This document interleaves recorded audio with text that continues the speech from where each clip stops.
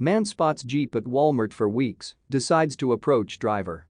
The car was sitting in front of the shop again like it knew his routine, but it was so big and particular that it stood out like a sore thumb to him. Easing into a parking bay, he decided in a split second to walk straight up the vehicle and have a look at who the occupants were. He tapped on the window and waited for someone to open the door. He loved three things: his family, dogs, and cars. So when Jake Holloway noticed a particular silver Jeep frequenting his local Walmart and Target in Altoona, Iowa, he immediately took notice. The car was always parked at one shop or the other, and it made Jake a little nervous that it never seemed to go very far. Every time he saw it, the same thoughts went through his mind. Who drives it? What are they always doing here? And, of course, nice ride.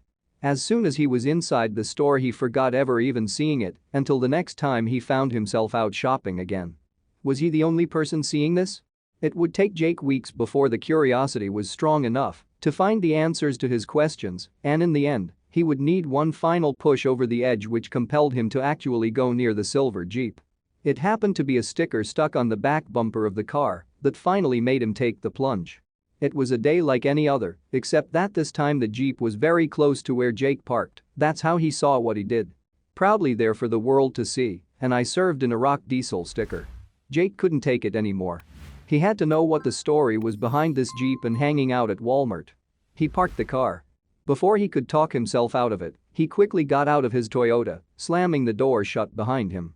He walked the short distance to the Jeep and stopped outside. Sunlight reflecting off of the windows made it hard to see if anyone was inside at all, so lifting his hand he knocked firmly on the window and stepped back. The driver's door was pushed open and there was, presumably, the owner, looking back at Jake. To get the conversation going, Jake opened with some car talk, complimenting the owner on his ride and introducing himself. He soon learned that there was more to the silver Jeep than he had ever thought possible.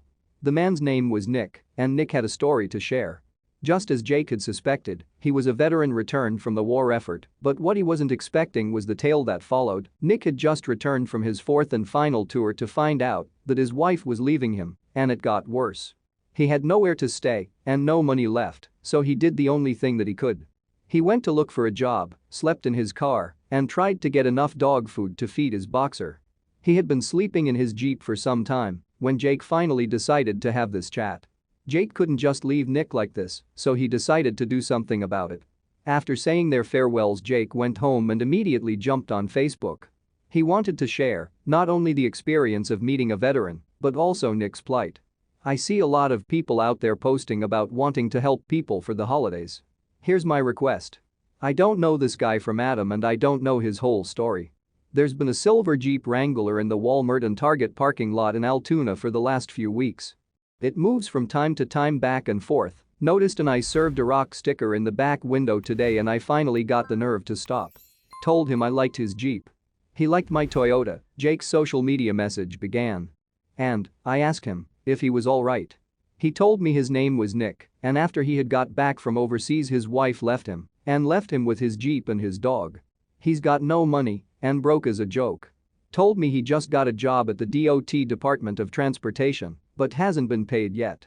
Said he had started selling things off the Jeep to have any money at all. Jake continued writing, stating things just as they were, showing the sheer helplessness of the old veteran's situation. It broke my heart. If you want to do something for someone out of pure selflessness, please, Jake said, imploring others to help. If you see him, out of the kindness of your heart, do something nice for him or his best friend, the boxer dog. Few bucks.